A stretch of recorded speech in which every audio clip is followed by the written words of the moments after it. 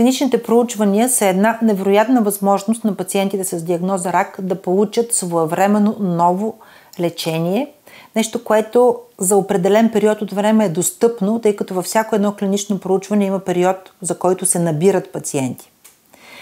Участието в клинично проучване е изключително полезно от гледна точка на това, че се предлага възможност за нови терапии, които досега не се реимбурсират от стандартните източници на финансиране. И второто полезно нещо за пациентите е, че там пациентът е обгрижван по много по-добър начин. Там има стриктна последователност, която трябва да се спазва от всеки един лекар, участващ в това проучване, и пациентите могат да бъдат спокойни, че това се проследява от независим институт.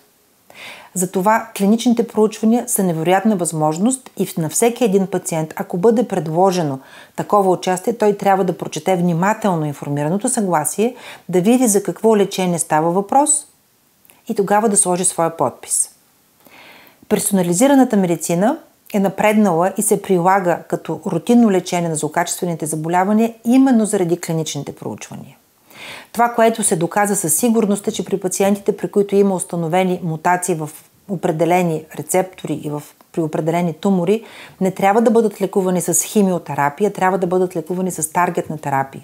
Това коренно промени лечението, примерно, на рака на белия дроб.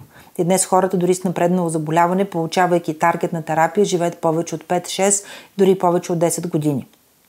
Затова клиничните проучвания заемат изключително важно място във всеки един онкологичен център и пациентите не бива да се притесняват от участие в клинично проучване.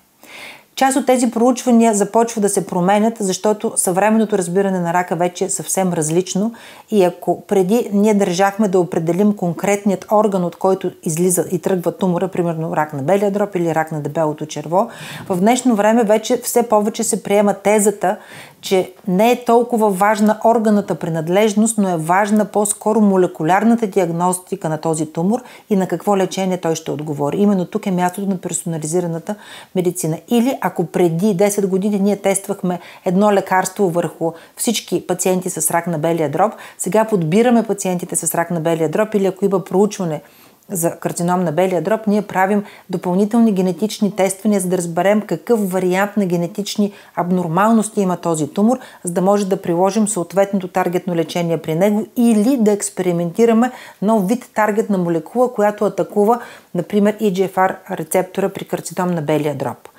Тоест, клиничните проучвания се променят според разбирането за това как трябва да лекуваме рак. Те са най-доброто, което може да получи като лечение един пациент в съвремието.